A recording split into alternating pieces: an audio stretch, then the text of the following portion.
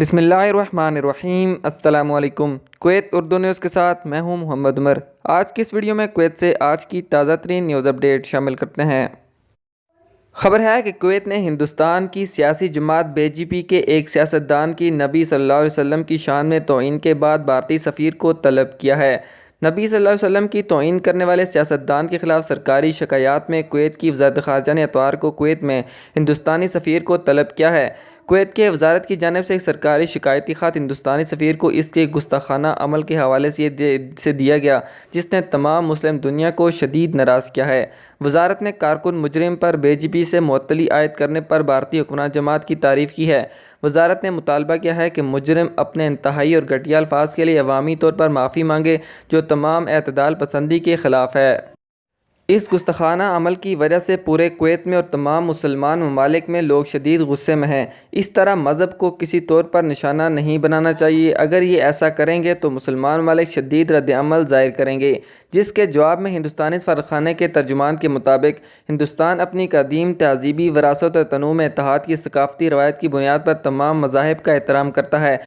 ہندوستانی سفارتخانے کے ترجمان نے اطلاع دی ہے کہ ہندوستانی سفیر نے دفتر خارجہ کے عہدیداروں سے ملاقات کی تاکہ ہندوستانی شہریوں کی طرف سے کی گئی کچھ جارحانہ ٹویٹس پر تبادلہ خیال کیا جا سکے۔ اپنے پیغام میں سفیر نے اس بات پر زور دیا ہے کہ ٹویٹس ہندوستانی حکومت کے خیالات کی نمائندگی نہیں تھی۔ جن خیالات کا اظہار کیا گیا وہ ایک شدت پسند عناصر کے خیالات تھے۔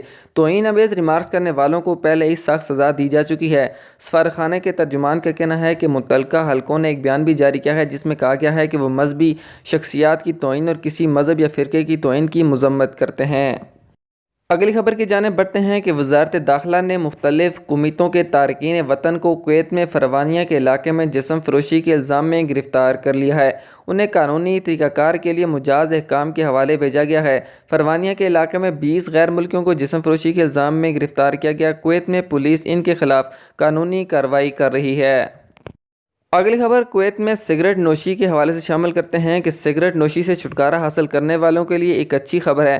کویت وزارت صحت نے مختلف علاقوں میں تقسیم کیے گئے 11 بنیادی صحت کی دیکھ بھال کے مراکز میں تمباکو نوشی کے خاتمے کے لیے کلینکس کے ورک پلان کو اپ ڈیٹ کرنے کا اعلان کیا ہے۔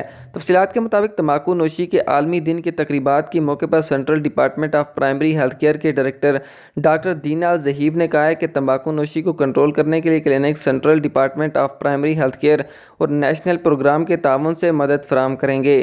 الزہیب نے درجہ ذیل مراکز کے نام بتائے ہیں جہاں یہ سروس دستیاب ہے: عبداللہ عبدالہادی ہیلتھ سینٹرز، علی سنیان الغانم اور عبدالرحمان عبدالغنی کیپٹل ہیلتھ سینٹر ڈسٹرکٹ میں، الرابعہ ہیلتھ سینٹرز فرغانیہ ڈسٹرکٹ، رمیسیہ ہیلتھ سینٹر ضلع ہولی میں، ہولی الغربی الجیرہ گورنریٹ میں، العیون الظہر اور المشرق الحمدی ہیلتھ ڈسٹرکٹ سینٹر میں یہ خدمات دستیاب ہیں۔